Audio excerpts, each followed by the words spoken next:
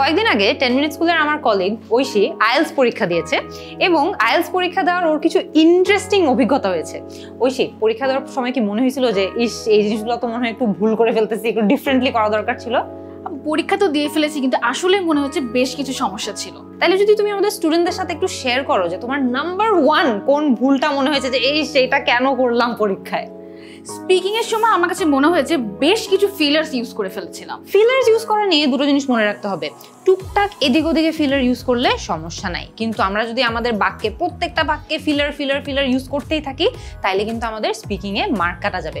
So occasionally একটু filler use করলে ওকে, কিন্তু বারবার ফিলার ইউজ করা নো ওয়ে। এবার মিস্টেক নাম্বার 2 আমাদের স্টুডেন্টদেরকে বলো তো। রিটেন পার্টে অ্যান্সার করতে যে নোট করে অ্যান্সার করে ফেলেছিলাম।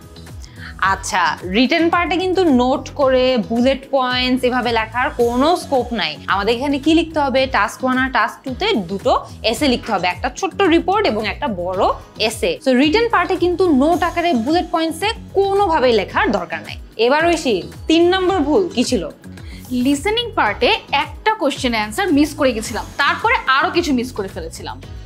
আচ্ছা, এটা আমাদের অনেক স্টুডেন্টের অনেক বড় একটা সমস্যা।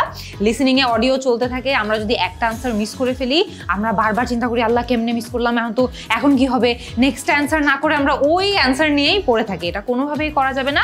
আইএলটিএস লিসনিং পরীক্ষায় কিন্তু লিসনিং অডিও আমরা একবারেই শুনতে পারি, পজ করার কোনো উপায় থাকে না, অডিও চলতে থাকবে। সো কোনো অ্যান্সার যদি আমরা মিস করে ফেলি ওইটার কথা একদম ভুলে যাবেন, কন্টিনিউ করে যাবেন। পরে এক্সাম শেষে যদি কোনো কিছু গেস ওয়ার্ক করে দেওয়ার ইচ্ছা থাকে দিয়ে দিতে পারেন, কিন্তু একটা অ্যান্সার মিস হয়ে গেলে ওটা ভুলে যান।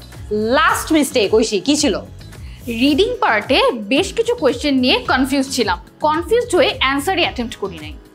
আইএলটিএস পরীক্ষায় কিন্তু নেগেটিভ মার্কিং নাই, এটা আমি আমার অনেক ভিডিওতে বলেছি। সো কোনো অ্যান্সার যদি আপনাদের মনে হয় যাচ্ছে এটা পারছি না, তখন ব্ল্যাঙ্ক রেখে দেন, সমস্যা নাই। পরে এক্সাম শেষে যদি মনে হয় যে না এটা একটু গেস ওয়ার্ক করে আমি দিয়ে দিতে পারি, তাহলে গেস ওয়ার্ক করে হলেও অ্যান্সার করে ফেলবেন। কারণ আপনি যদি ভুল অ্যান্সার করেন কোনো নেগেটিভ মার্কিং কিন্তু হবে না, তবে অ্যান্সার যদি ব্ল্যাঙ্ক রেখে দেন কোনো মার্কই পাবেন না। So don't leave an answer blank. এই ছিল ঐশীর করার 4 কমন মিস্টেকস ওর নিজের আইএলটিএস পরীক্ষায়। আপনারা যারা অলরেডি আইএলটিএস পরীক্ষা দিয়ে দিয়েছেন কমেন্ট সেকশনে আমাদেরকে একটু জানিয়ে দেন যে এই ভুলগুলোর পাশাপাশি আপনারা আর কোন কোন কমন মিস্টেক করেছেন, যাতে সবাই একসাথে মিলে আমরা এই ভুলগুলো অ্যাভয়েড করতে পারি।